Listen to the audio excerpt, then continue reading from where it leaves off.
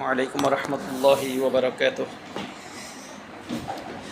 নাহমাদুহু ওয়া নুসাল্লিমু ওয়া নুসাল্লিমু আলা রাসূলিহিল কারীম আম্মা বা'দ আউযু বিল্লাহি মিনাশ শাইতানির রাজীম বিসমিল্লাহির রাহমানির রাহিম ইয়া আইয়ুহাল্লাযীনা আমানু ইন্নামাল খামরু ওয়াল মাইসির ওয়াল আনসাব ওয়াল আজলাম রিজসুম মিন আমালিশ শাইতানি ফাজতানিবুহু লাআল্লাকুম তুফলিহুন।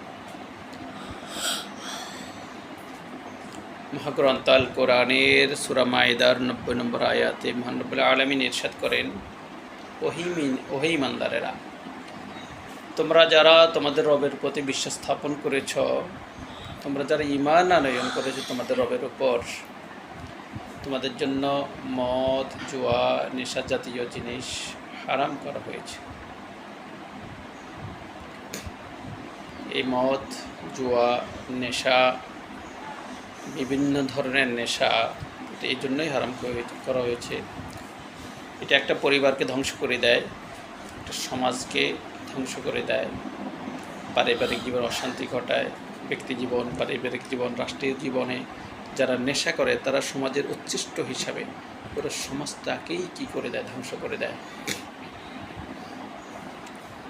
আপনি যে মুখে আল্লাহকে ডাকবেন, যে মুখে আপনি কালেমা পড়বেন, এই মুখ দিয়ে আপনি কীভাবে নেশা গ্রহণ করেন? কীভাবে সম্ভব হয়?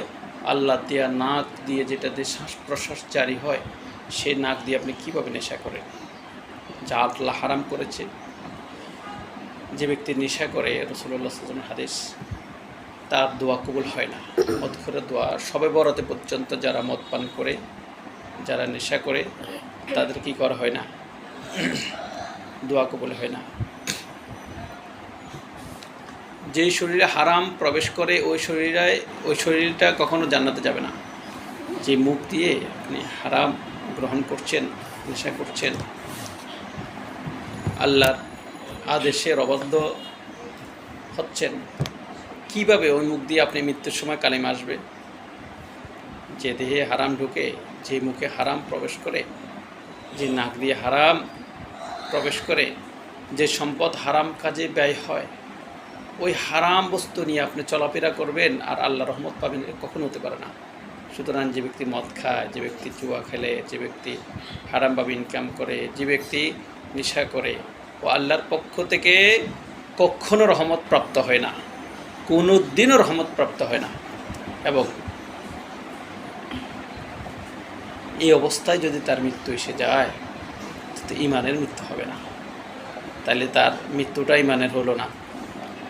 দুনিয়াতে চলার সময় তার সাথে ফেরেশতা থাকে না, রহমতের ফেরেশতা থাকে না। তার পারিবারিক জীবন অশান্তি, ব্যক্তি জীবনে অশান্তি, সামাজিক জীবনে অশান্তি, মৃত্যুর সময় তার ইমান নেই। কবরের মধ্যে সে শাস্তি ভোগ করলো, হাসর মধ্যে সে শাস্তি ভোগ করলো, সে জাহান্নামে গেল। তাহলে আপনি আপনার যৌবন, আপনার জীবন, আপনার সম্পদ, আপনার মেধা দিয়ে যে সম্পদ অর্জন করেন, কষ্ট করেন, ওইটা দিয়েই আপনি কেন হাগুটা খান, খারাপ জিনিসটা খান? আপনি কেন হারাম পথে কী করেন? নিজেকে যে বিলিয়ে দেন। আল্লাহ আমাদেরকে এই ধরনের নেশা জাতীয় জিনিস গ্রহণ করা থেকে হেফাজত করুন। আল্লাহ আমাদেরকে মুমিনদের কাতারে শামিল করুন। ওয়া মা তাওফিক ইল্লা বিল্লাহ। আসসালামু আলাইকুম ওয়া রাহমাতুল্লাহ।